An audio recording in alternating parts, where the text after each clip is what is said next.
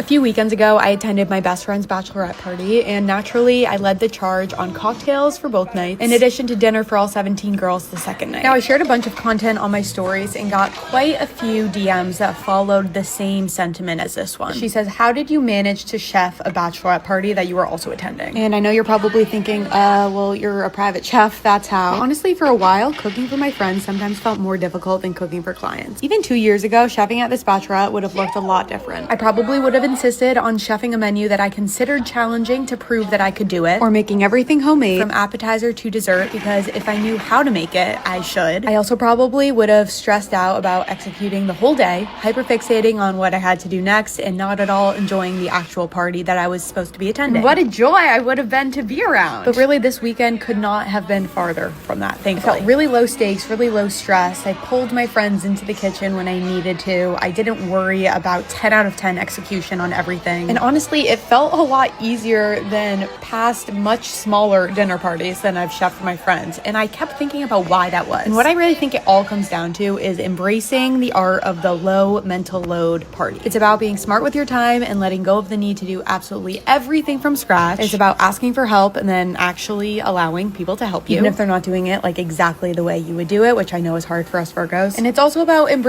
truly embracing Ina's good old store-bought is fine mentality. Because sometimes the dinner party is less about the dinner and more about the party.